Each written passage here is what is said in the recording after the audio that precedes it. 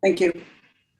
Good evening, everybody, and welcome to the City of Brisbane City Council meeting of November 4, 2021. City Clerk, preamble, please.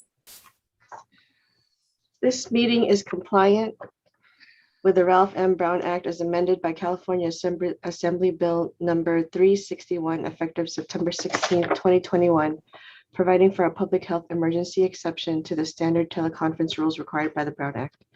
The purpose of this is to provide a safe environment for public staff and council members while allowing for public participation. The public may address the council using exclusively remote public comment options. The council may take action on any item listed in the agenda.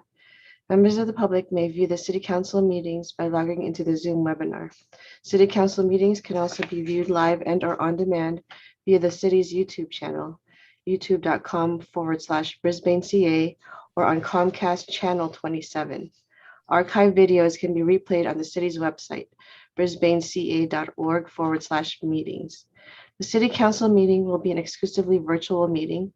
The City Council agenda materials may be viewed online at brisbaneca.org at least 24 hours prior to a special meeting and at least 72 hours prior to a regular meeting. Meeting participants are encouraged to submit public comments in writing in advance of the meeting. Aside from commenting while in the Zoom webinar, the following email and text line will also be monitored during the meeting, and public comments received will be noted for the record during oral communications 1 and 2 or during an item. Email ipadilla@brisbaneca.org, text 628-219-2922, join the Zoom webinar at zoom.us with the ID 991-9362-8666, passcode 123456, the call-in number 1-669-900-9128. If you need special assistance to participate in this meeting, please contact me at 415-508-2113, and notification in advance of the meeting will enable the city to make reasonable arrangements to ensure accessibility to this meeting. Thank you. Thank you, Ingrid. Item 1 is the 7:30 call to order and pledge of allegiance. I'm calling this meeting to order at 7:31 p.m. and please now join me in the Pledge of Allegiance. I pledge allegiance to the flag of the United States of America and to the republic for which it stands, one nation, under God, indivisible, with liberty and justice for all. Item 2 is roll call. City Clerk, roll call, please. Councilmember Davis. Here. Councilmember Lentz. Here. Councilmember Mackin. Here. Councilmember O'Connell. Here. And Mayor Cunningham. Here, thank you. Item 3 is adoption of the agenda. Can I get a first and second to adopt the agenda as it stands? I will make a motion to adopt the agenda. Second. Roll call vote, please. Councilmember Davis. Aye. Councilmember Lentz. Aye. Councilmember Mackin. Aye. Councilmember O'Connell. Aye. And Mayor Cunningham. Aye, thank you. Excuse me, give me 1 second. Minor technical issue going on here that I will repair in just a second. Thank you. Moving on to item 4, awards and presentations. Item A is proclaiming November as National American Indian Heritage Month.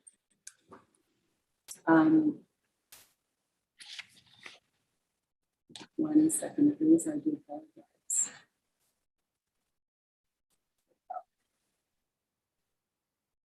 The proclamation of the City Council of the City of Brisbane declaring November 2021 as National American Indian Heritage Month. Whereas this month and every month we honor the precious, strong, and enduring cultures and contributions of all Native Americans, American Indians, Alaska Natives, and Native Hawaiians. And whereas Native American roots are deeply embedded in the land, honoring their homeland by nurturing, strengthening, and protecting it with honor, conviction, and whereas despite a painful history marked by unjust policies of assimilation and termination, American Indian, Alaska Native, and Native Hawaiian people have persevered. And whereas the history and culture of our nation as being significantly influenced by American Indians, and whereas the contribution of American Indians have enhanced the prosperity and liberties in America today, whereas their customs and traditions are part of a rich cultural and environmental legacy throughout the United States, including their Remitish, Ohlone people who were first people to call Peninsula home before the Europeans in 1769. And whereas the Native American Awareness Week began in 1976 and recognition was expanded by Congress and approved President George Bush in August 1990, designating the month of November as National American Indian Heritage Month. And now, therefore, be it resolved, I do hereby proclaim November 2021 as National American Indian Heritage Month and urge all of our citizens to observe this month with programs, cultural celebrations, and activities. Dated this day, November 4th, 2021.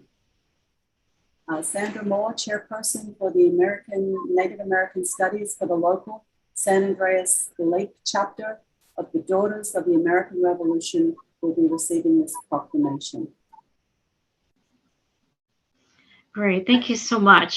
On behalf of the DAR, again, my name is Sandra Moore, and I am the American Indian Committee Chairwoman for the San Andreas Lake Chapter.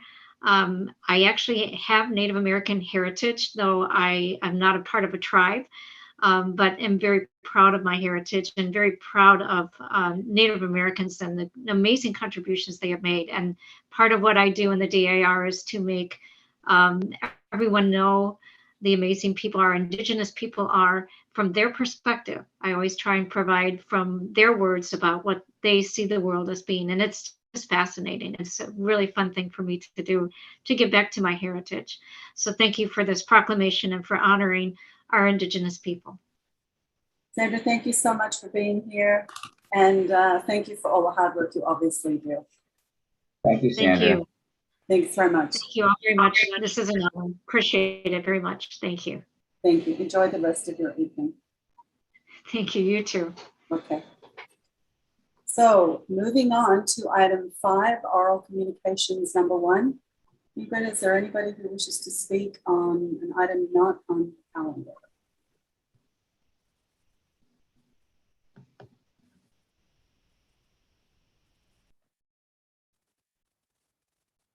If there are members wishing to speak, can you please use the raise hand function?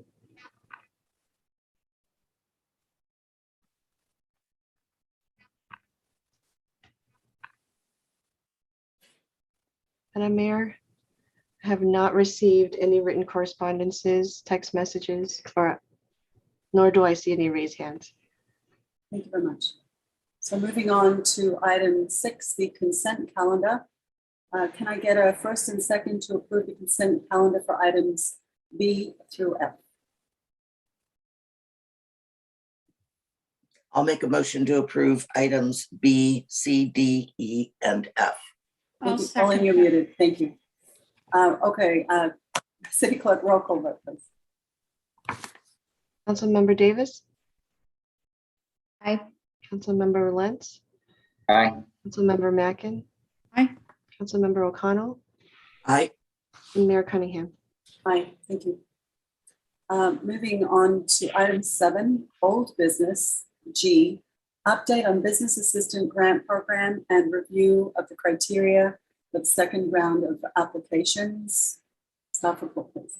Wait, I think I need to be, Do you need to recuse yourself at this point? Okay, thank you, Madison. hold on, Ingrid's gonna take care of it. It's gonna put me in the waiting room. Councilmember Madison Davis will be recusing herself from this item. Because of my association with the chamber. I think I have to state why. Thank you.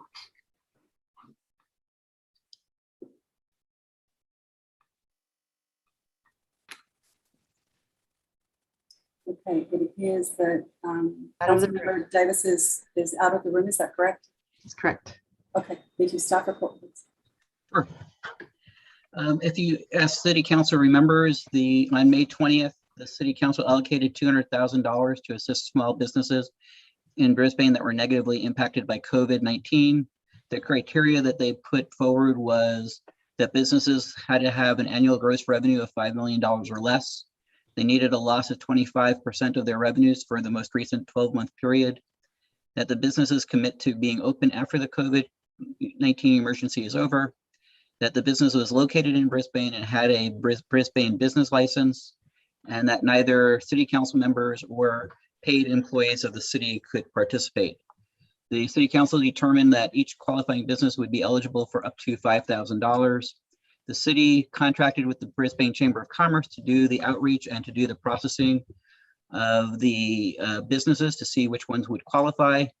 The Chamber of Commerce did a very good job in doing that. They had the information translated into different languages.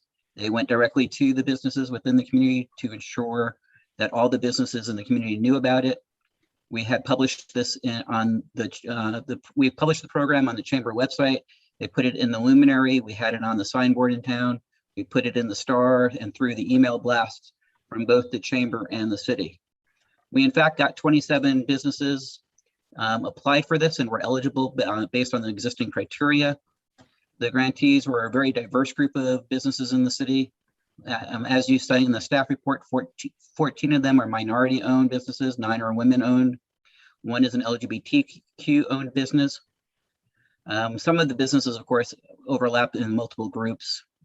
If the city was to distribute the $5,000 to each of the 27 businesses, that would mean that the city would distribute $135,000 of the $200,000, and that would leave $65,000 still available to be granted.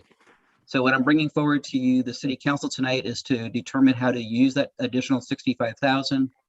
One option would be to reduce the criteria to businesses that had a loss of 15% or more over the 12-month period, and that would allow more businesses to qualify.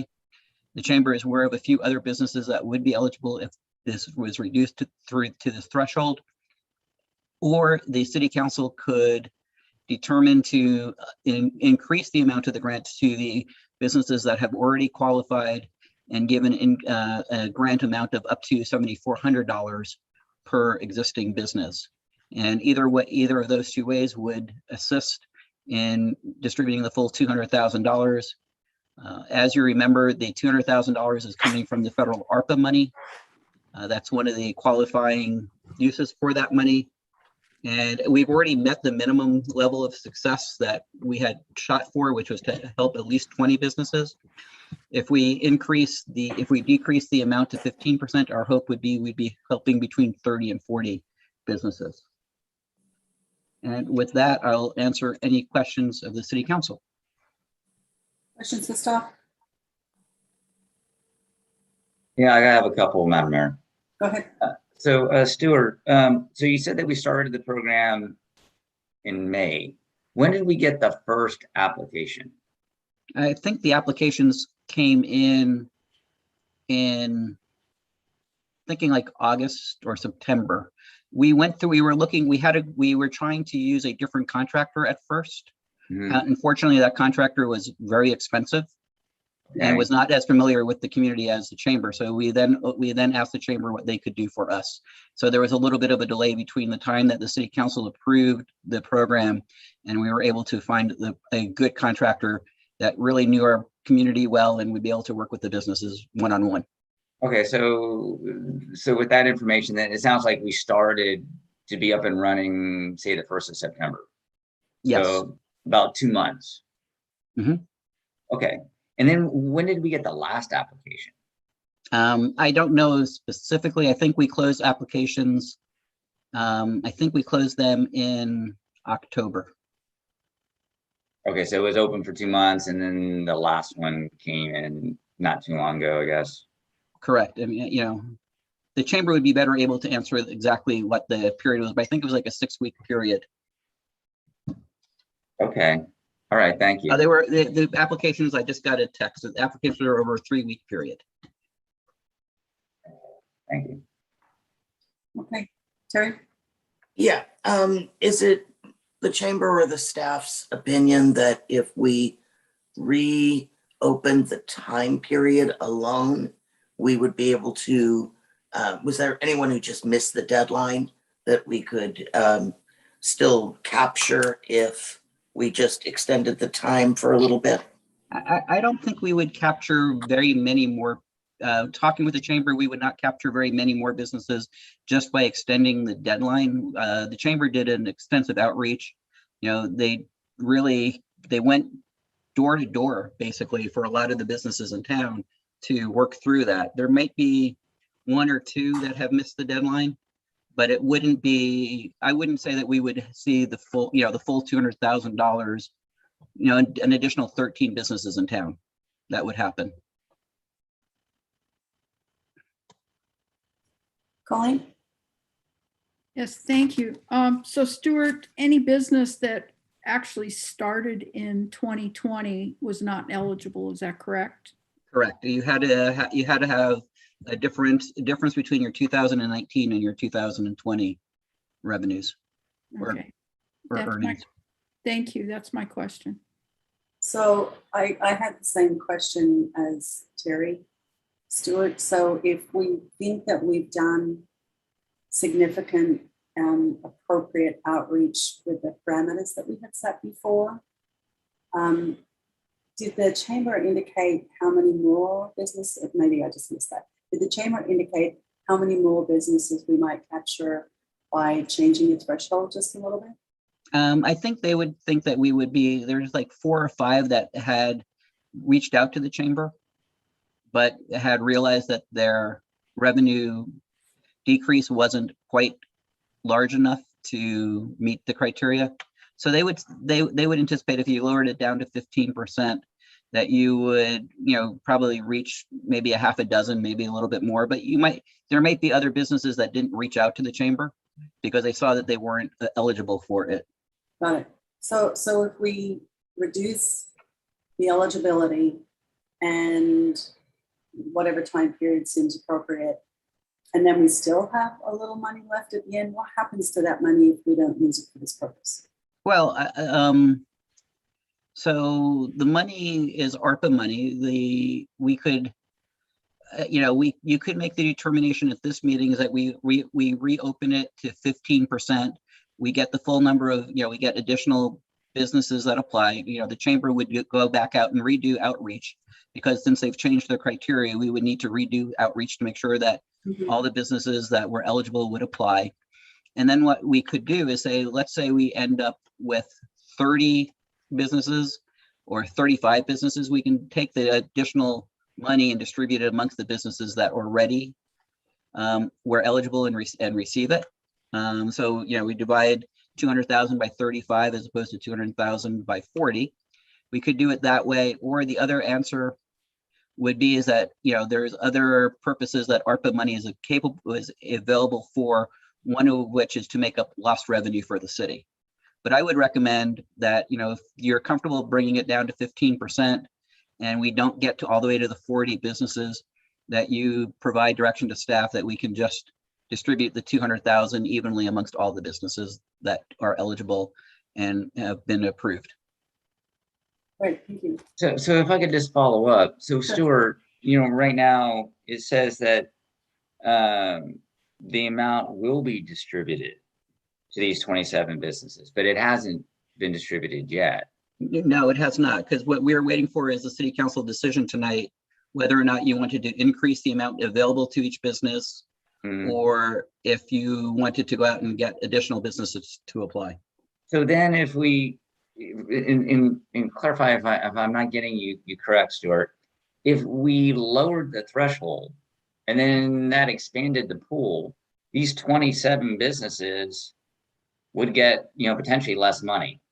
Well, we will award them their $5,000 that we said we would award them. Okay, I just wanted to make sure that that was guaranteed for them.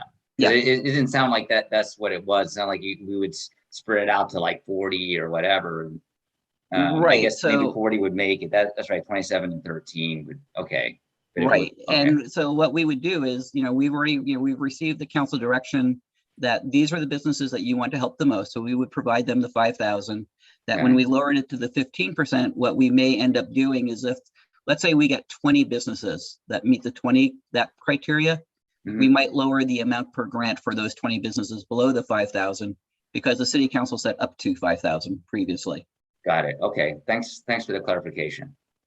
Terry, Colleen, do you have any other questions? No questions, but I'd like to discuss. Yeah, okay, I have another question, and then we've got to ask for some public comment, and then we can discuss it. So, oh, go ahead, Colleen. I do have one question. Stuart, is there a deadline on when all these funds must be dispersed? Carolina knows that. I think it's 2025. So, That's correct. okay, 2020. so potentially if we lower the threshold to 15% and we still end up with funds, we can potentially circle back and decide how to distribute the rest.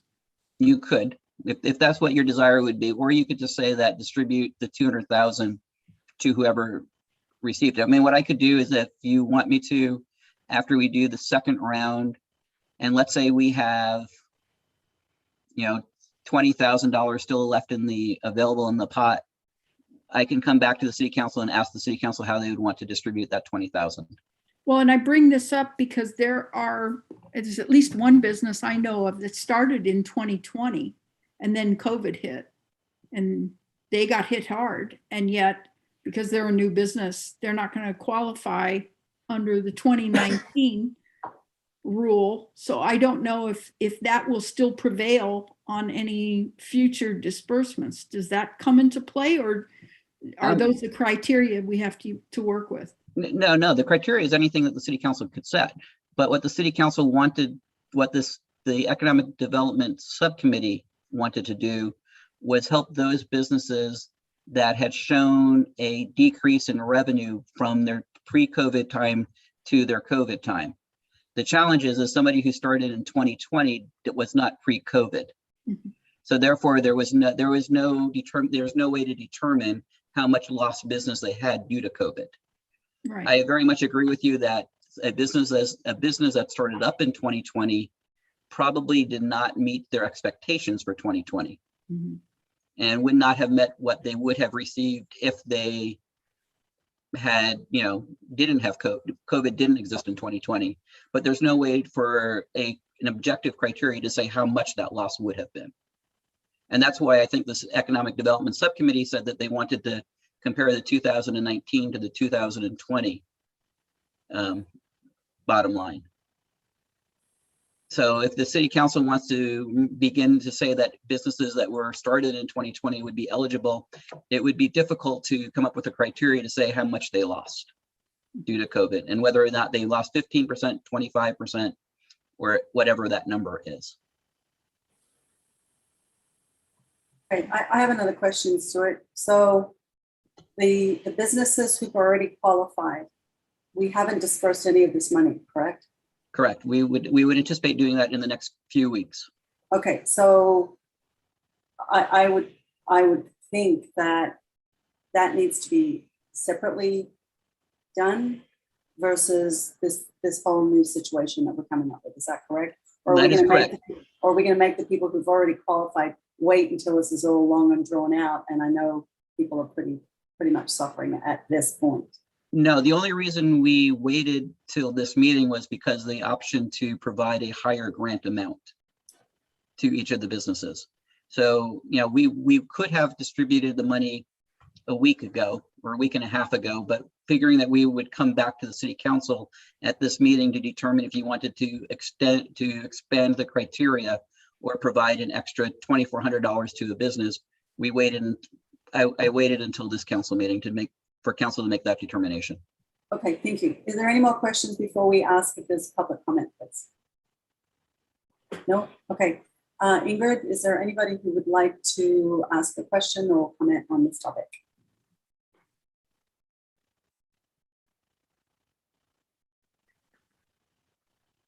You're muted.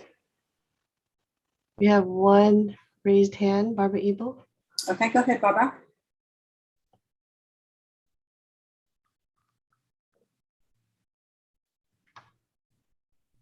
Barbara, go ahead. She's muted. Oh, sorry, I clicked the unmute button, but it only went to the back. It didn't actually unmute me. So I was saying that I really liked Colleen's point about the businesses started in 2020 have suffered losses. Of course, I understand Stuart's point. We don't know how much they lost. I just wanted to table the idea of perhaps any business that started in 2020 and can say they had losses could perhaps get a lower amount, like $500 or $1,000, because we can be darn sure they lost something, right? But as Stuart pointed out, we don't have an objective benchmark to say how much they lost. So it could just maybe just be a flat grant at a lower. That was just a thought. That's all. Thank you. Thank you. Any other people wishing to speak, Ingrid? You're muted. I see no other raised hands, Madam Madam Okay, Mayor. thank you. Okay, then let's move on to council discussion. Terry, you said you would like to discuss this. Yeah, I do. I think it's great that we had 27 businesses that qualify. I mean, not great, but that we were able to reach out and get the applications in. I think that money should be distributed as soon as possible because they've been hurting for over a year now. So we really need to get that dispersed. I think that we need to take our time and look at the businesses that were left out because of the percentage, and at businesses that may have started up and couldn't open. I know one in particular that opened the day that the county closed everything down and was not able to open up for months and months, even though they were ready to go. So, I do think that we should look at that criteria, but that we should distribute the 135,000 that we have applications for that qualified and come back for the actual parameters. If that's the choice, or I would say to distribute the greater amount of approximately 7,400 directly to those 27 qualifying businesses. Thanks, Terry. Colleen, what? Yeah, I like the idea of distributing to the 27 already designated by the chamber, and I appreciate the chamber's involvement. They know Brisbane businesses really well, and I think it's a good move to have them doing that outreach. I would like to see the next round, if you want to call it that, have that threshold reduced to 15%, casting a little wider net, because a large business may have suffered large losses, but sometimes a small business, 15% is enormous because they operate on such tiny margins and really tight. I also like Barbara Ebel's idea of our taking, even if it's a small flat rate, showing that we're serious about investing in Brisbane businesses' longevity, and possibly even if it goes into 2022, granting those 2020 businesses that struggled to start and are still struggling something to help them, even if they can't show a 2019 profit and loss statement. Thanks, Colleen. What? Yeah, I'm totally in agreement with both of you in regards to distributing the money as soon as possible to the 27 applicants that qualified. When we were looking at, how much should we distribute, and we had a higher amount, we were talking about you and I, Karen, at the subcommittee level. These businesses lost 25% or greater, right? And they're small businesses. So they really got hit hard. The additional $2,400, I think, would go a long way for these 27 businesses. Distributing more money to businesses that lost a smaller amount, I think would be nice. Being a small business owner myself, whether it's COVID or whatever, and there's ups and downs in every year. Losing up to 15% is, just sometimes just the way it is. 25%, you know, you're getting a big hit. And, you know, I'd like to see us give the $2,400 additional to these 27 applicants, and then perhaps come back with a different program to, you know, see if we could help some of those folks that started in 2020 that that struggled because of COVID, and if they had a good reason, we could provide some revenue to them as well. So that'd be my my pitch. Thank you. My take on it is agree 1, 2, 3 with my fellow city council members on distributing this money that's already been granted ASAP. And then the balance, the only reason I have a slight issue with the businesses that started in 2020 is a lot of people start businesses that never go anywhere. It's their investment costs that are on the line right now, and the fact that they didn't have an opportunity to make any money, but neither did anybody else. I'm kind of with Cliff on the idea that the businesses who have proved themselves loyal Brisbane businesses who lost 25%, and when you look at those numbers, when you've got a $10 million business that's employing X amount of people in Brisbane for 15 or more years, and you have to lay off all these people and cut back on anything, those people hurt really bad. I think, as Cliff said, maybe there's something else we can do moving forward to look at the businesses who obviously invested in their startup costs but didn't make any income, to look at, okay, you know, I mean, you can stand there and say, I started a business in 2020 and didn't make any money because of COVID. But, you know, what really were you invested in? You know, was it your business license and sitting at a computer, or did you go out and buy all of this machinery and equipment? So I think that's a separate thing that we could look at, but that's my opinion on that. But I sure as heck think we should get that money out ASAP. My 2 cents. So, council, what are we directing Stuart to do?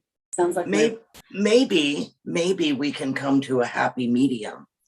And with these 27 businesses, maybe make it a $6,000 grant to give away right now.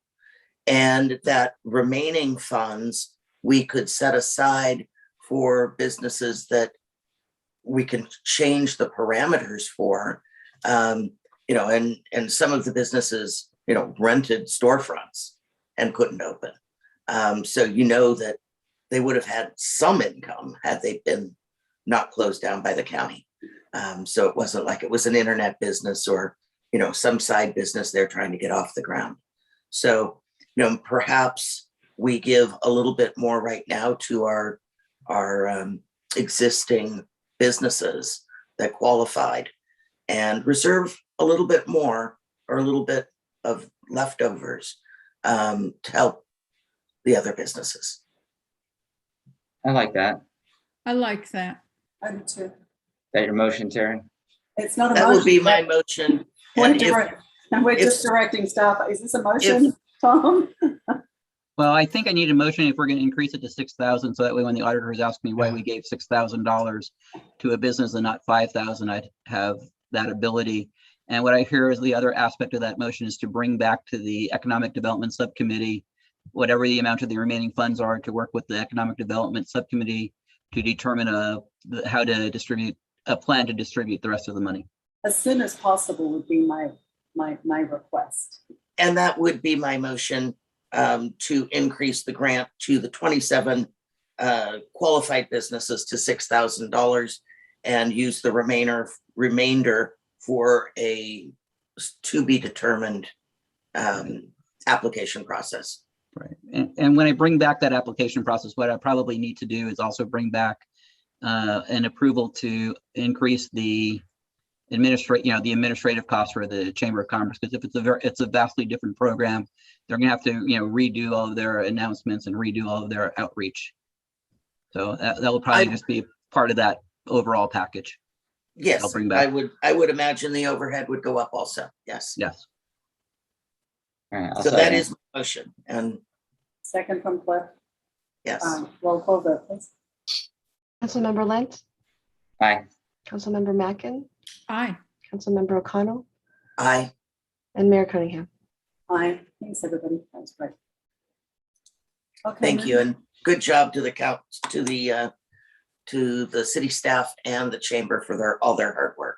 Yeah. I mean, absolutely. the chamber did a terrific job in getting the outreach. I would not have thought that we would have gotten 27 businesses on that first round, but without, the chamber wasn't the one who did it. I think if we had an outside agency that no one ever heard of before, there would have been a lot more skepticism about applying and understanding what they needed to do. Well, that's awesome. Great, thank you. Thanks, everybody. Okay. Yeah, let's bring Madison back. Oh, yeah, let's bring Madison back. Thank you. Okay, Madison, can you hear us? Okay, good. Okay, so we are moving on to item 8, believe it or not, at 8 o'clock in the evening. Staff reports. Item H, City Manager's Report on upcoming activities. Clay, take it away. Hey, can you hear me? Yep. Okay, great. The first item, as we all know, we had a fairly significant storm and rain event here in the last couple of weeks. So the response to the October 24th atmospheric river, the weather station records at San Francisco Airport showed a total of 4 inches of rain over a 24-hour period, with the majority of that coming during the daytime, and sustained winds up to 44 miles per hour and gusts that were up to 60 miles per hour. The standard procedure for our Public Works Department for these types of events, obviously we haven't had a lot in the last couple of years, but we certainly did a couple of weeks ago, and we may start to see a few more this winter, is to proactively clean catch basins, the removal of poorly attached tree limbs, restocking of the storm drain response trucks, ensuring all gas tanks are topped off prior to the rains. And because of the anticipated severity of the storm, the regular one-person on-call rotation was supplemented with 2 additional employees. And I might parenthetically note that additional staffing was also done throughout the county for fire response.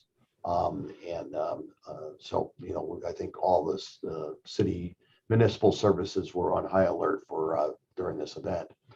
The types of calls and work that were done by Public Works with the assistance of the Brisbane Police Department included during the day. Public Works responded to multiple calls of trees and wires down, hazards in the roadway and minor flooding. As expected, with the first big rain and windstorm, the trees on Valley Drive and portions of Bayshore Boulevard shed their leaves, requiring Department of Public Works to clear the associated catch basins at midday to avoid flooding during the midday.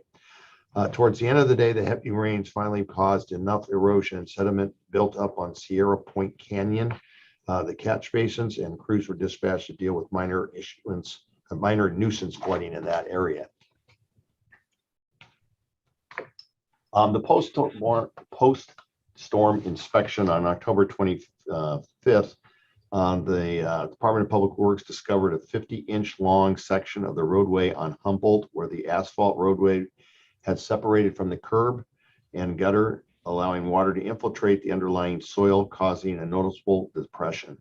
With the failed roadway immediately adjacent to the downhill retaining wall, staff quickly mobilized the local contractor and developed a plan that included removal of the super saturated soil to a depth of 5 feet, replacement with clean, dry, aggregate base material supplemented with geogrid netting to mechanically stabilize the soil, and placement of new curb and gutter and installation of new shallow catch basin to assist the curb and gutter with directly discharging storm flows to the canyon.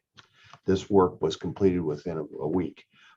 We had a local resident who put together a short video, and we thought we'd play it for you.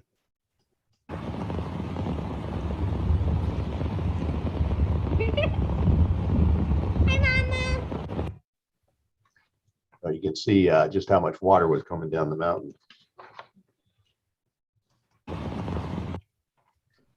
So on to our next item here, open seats for our various boards and commissions are open now for open to apply by January 14th, 2022. You can go to the access application forms at www.publicworks.gov brisbaneca.org/open hyphenation seats. We have positions in the Planning Commission, Parks and Rec Commission, Open Space and Ecology, Complete Street Safety Committee, and our new Inclusion, Diversity, Equity, and Accountability Committee. On, I believe, Tuesday of next week, San Mateo Credit Union will do an on-site visit from 1 to 5 at City Hall. You can open a San Mateo Credit Union checking account that day, and you'll receive a $100 bonus in just a few easy steps. Come and get your questions answered by a member of the SMCU team. The Let's Talk Housing third session in webinar and discussion series is coming up on December 1st. This is the final episode or final event in this series.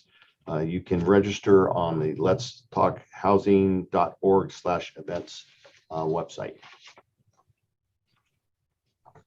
Brisbane housing element, as the council is aware, and I think many members of the community, the housing element, or what we refer to as the RENA process, is coming up, and we will be needing to update our RENA numbers by the end of calendar 2022. Brisbane has been chosen as one of 25 cities in the Bay Area region that were recently awarded a Balancing Act license through ABAG, Association of Bay Area Counties, Bay Area Governments. This is a simulation-based tool for public engagement on housing. The Balancing Act program is planned to be rolled out to the public in December. In advance of that, see their website at abalancingact.com for more information. Housing element workshop will be scheduled with the Planning Commission in December at a date to be determined, and will be included in the discussion of the housing needs and to introduce the Balancing Act program. Veterans Day is coming up on November 11th, next Thursday. We will do our annual flag raising at 9 a.m. under the gazebo. And our former mayor and veteran, Clark Conway, will be joining us. So we invite everybody to come and join us for that day. Timely this year, the annual winter cleanup weekend, November 13th and 14th. For more information, you can go to brisbaneca.org/winter cleanup. 20 tons of yard waste were collected last year by South San Francisco scavengers. Place your yard trimmings and branches less than 4 feet in diameter and not within plastic bags into the nearest located dumpster. The map shows where the dumpsters will be, and I believe that's pretty consistent with where they have been over the last several years. Star decorating workshop will be held November 14th at Mission Blue Center. This is materials that will, including a wood frame star and fasteners and crafts for kids, will be provided. People are encouraged to bring their own light standards. You can register at brisbaneca.org/star decorating 2021. And last but not least, the State of the City address will be on November 17th at 5:30 in the community meeting room at City Hall. This will be a hybrid meeting. Our Mayor Karen Cunningham will provide the presentation, and we are limiting in-person attendance, I think, for that event. So if you're interested in coming in person, you can go to our website for that. And if you are interested in participating through Zoom, you can also do that on that evening. So that's it for this evening. Unless there's any questions, Madam Mayor, that's the weekly or the bi-weekly report. Just a minor clarification, by not 4 foot trimmings, 4-inch trimmings, please.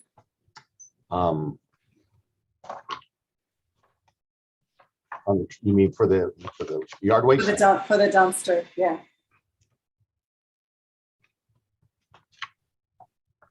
They could be 4. They could be 4 4 inches, feet. you're They right. could be I'm 4 sorry. feet in length.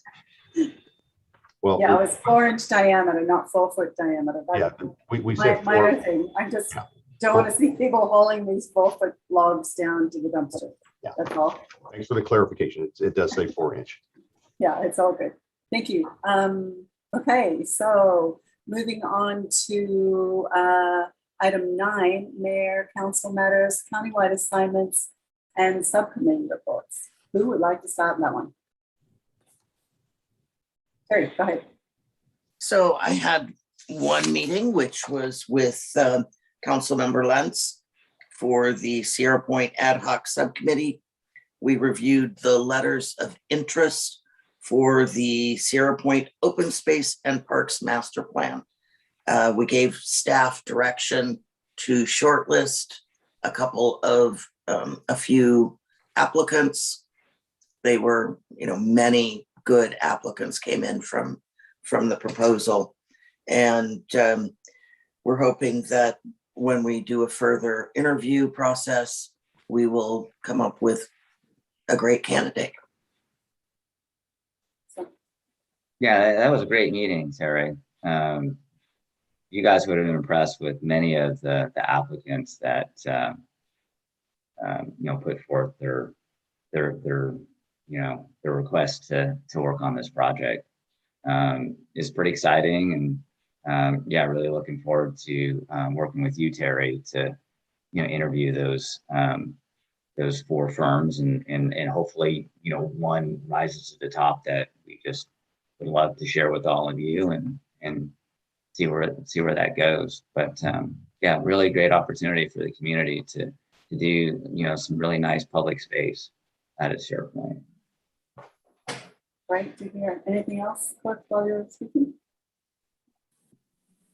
Madison, you and I were on the Affordable Housing Subcommittee. You want to start that one off? Sure. Literally without fail. Meaning my cat will show up right when it's my time to talk. Anyhow, we met with our affordable housing consultant, Eco Northwest, and they just kind of gave us an update and what they're working on, which is looking at kind of our current demographics and like what percentage of renters we have, and what do renters versus homeowners make on the dollar. It was just really interesting statistics that they provided. I think it was something like renters compared to homeowners make 43 cents on the dollar. And just shows like the disparity between incomes of people who rent in Brisbane versus those who are able to afford a home. And I hope I got that statistic right. I think that was accurate, but if you remember something different, Cliff, let me know.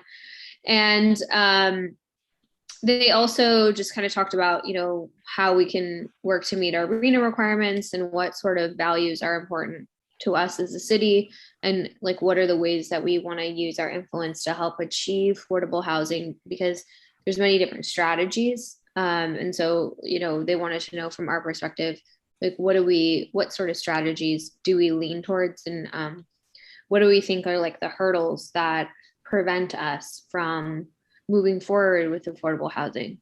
So we just discussed all of that, and how they can help us not only with the Baylands, but just assessing the current sites we have in town and how we might be able to envision those for housing. So I thought overall it was a pretty good meeting. Do you have anything to add, Cliff? That was excellent, Madison. No, that was a really well-rounded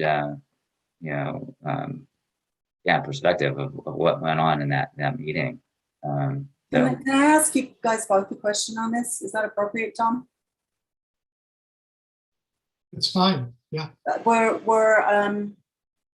any financing options discussed in this meeting? Because that seems to be the bugaboo for much of what could be done, is the lack of financing available to small property owners to help this situation. We didn't talk about like money for small property owners, but we did talk about are there other funding sources that are different than the current models that exist today? because obviously, we're not building very much affordable housing because it doesn't really pencil out. No, it And doesn't. so, right. And so we did talk about, is there a role to play for large corporations that are creating the jobs? And they said that they would, kind of look into that. I mean, granted, that'd be more of a Baylands thing, potentially than other parts of Brisbane, though. We do have, potential projects, I guess, at a certain point, and that's something that we can look into. They also, we also kind of talked about, like, do we want to help people afford to buy a home, or do we want to like create units?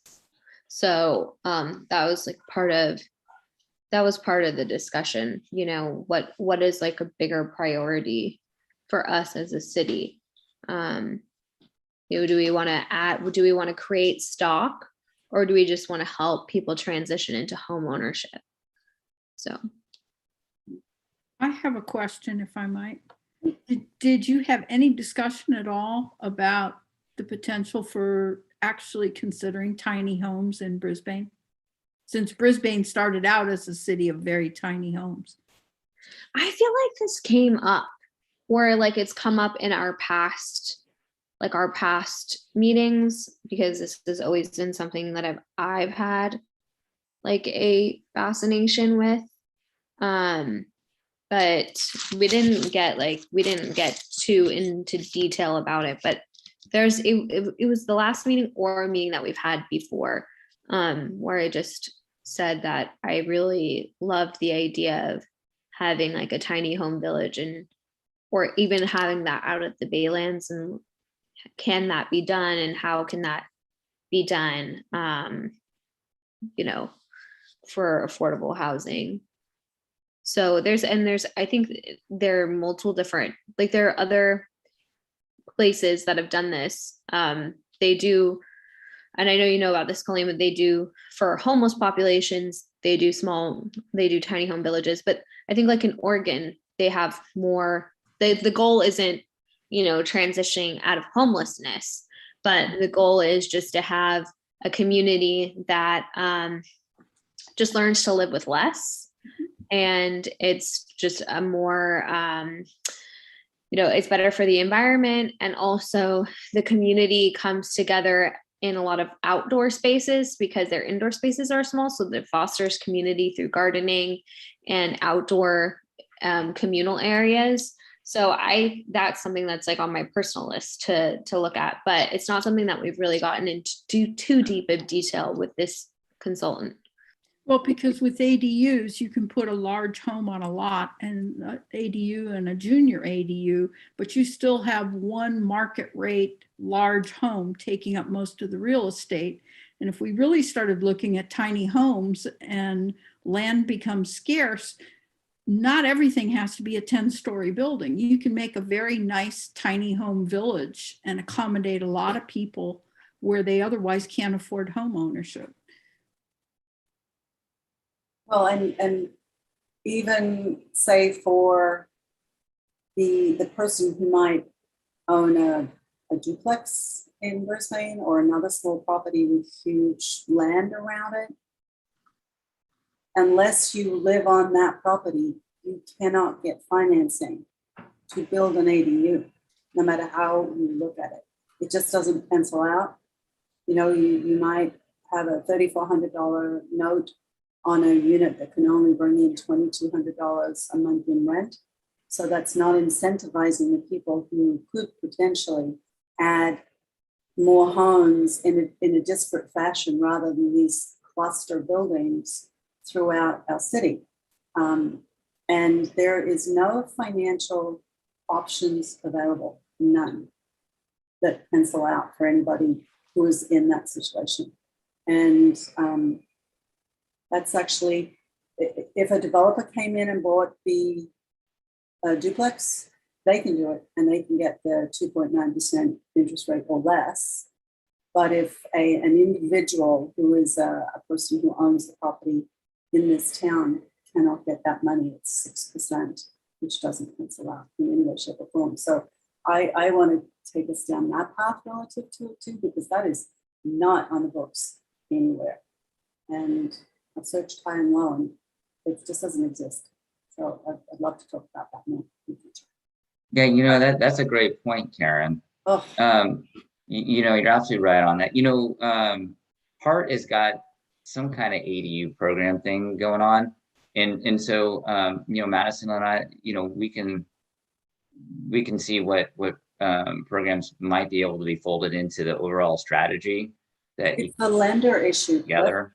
It's the lender issue. The lenders don't have the programs. So if you can hammer on that one, that's a great place to go. Mm-hmm. And Clay, I got a question for you. So I know we're having this housing element meeting workshop with the Planning Commission. Is Eco Northwest going to be part of that, or they're in a different, you know, setup with the terms that we've put together with them? That's separate. Yeah. Yeah, and I know this is going to be kind of a constant thing for the next year, because we've got basically three things going on. Eco Northwest is working with us on a strategic plan for housing. What's going to the Planning Commission in December is on the state mandated RENA process. So while they're related, they're different. And then ultimately, the third, I guess, lane in all this would be an actual project. If that would presumably come out of the strategic planning process, we decide that we want to start going in a certain direction with a particular kind of project. And then, of course, you know, we've recently sold property that has put us a fairly significant amount of money into our affordable housing fund. So we do have some money to work with, but we basically, you got a project, you got RENA, and you got strategic plan. So those are the three lanes. All right, thanks. That's it, Madam Mayor. Thank you. Colleen, did you have anything? Yes, I do. Peninsula Clean Energy, some exciting events. 300 pages, yes. Yes, 300 pages plus agenda. Remarkable. At any rate, important was that there's a new agreement with Erica Solar for clean energy. Peninsula Clean Energy is trying to find more renewable sources. And instead of just short-term contracts, which they've had a lot of, they're trying to find long-term contracts.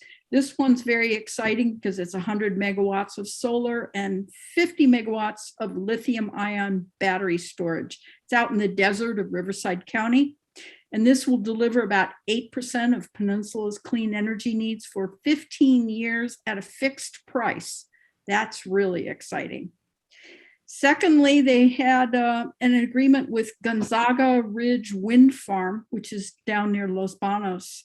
And that's also a 15-year contract. What's interesting about this is that it's a repowering of an existing facility that was built in the 1980s. So what's happening is there's 162 existing wind turbines. They're going to be deconstructed and 25 turbines will take their place. Now, here's the exciting part. Those 25 turbines, because they're new technology, will increase the output 7 times more energy on a smaller than that total number. I don't know if I understand your question. They're taking down a lot just to put up another smaller amount that are going to give 7 times the energy. Is that what you said? 7 times more energy with only 25 turbines, as opposed to where they had 162. Wow. And also, someone had asked at our meeting whether bird strikes were still an issue. And what we were told is that these turbines are designed differently. They move very, very slowly, so that so far the problems with birds, the birds see them moving and can avoid them. It's not like old turbines. So this will also provide about 4.8% of Peninsula Clean Energy's needs. The other interesting note that came up with this is that you think about wind, and wind resources are important because they do nighttime energy generation. But we were also told that they're getting scarce wind power because most of the areas that would be developed have already been developed. So something like this Gonzaga wind farm in redoing all the turbines is really important because you get so much more output for less of a footprint. So last is just that Peninsula Clean Energy now has 9 long-term renewable energy contracts, which is huge because that's a guaranteed price for the energy for 15 years. That's awesome. Okay, I have nothing. For the first time in a year, I've had a very quiet week. So, any other comments before we move on? Nope. We had a public art subcommittee. Oh, that's true. We did. Yeah, we did. Madison, do you want to report out on that? Sure. We talked about some adjustments to the implementation guidelines, but the committee is still kind of working through that. At this moment in time, adjustments such as, you know, can we spend money on education? Can we spend money on performance art? Like what art forms can the committee spend public art money on? And we talked about hiring a consultant to help at the Baylands and also to help us, you know, with our art program throughout the city. And one other thing that we talked about was like temporary art. Can we spend money on art that we have on loan essentially for a year, or, you know, a temporary type of installation? Must our public art money only be spent on permanent art that we'll always have forever? So, and then we also talked about what the guidelines were used in selecting the piece for the library and what that process was like, because we had some committee members that are new and they just wanted some information on how that went with the library. And that's basically it. Okay, thank you. Okay, moving on to item J, City Council meeting schedule. The next council meeting meeting and workshop is scheduled for November 18th. And then the next meeting after that is my birthday next year. So item K is any written communications. Ingrid, did we receive any letters? I didn't get anything in my mail. We received written correspondences from Getting It Right from the Start team and Cheryl Holmes. Okay, thank you. Okay, item 10 is oral communications number 2. Is there any member of the public who would like to speak at this time?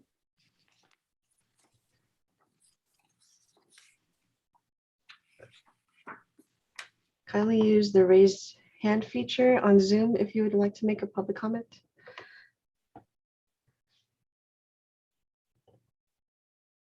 Madam Mayor, I received no text, no written correspondence, and I see no raised hands. Okay, thank you.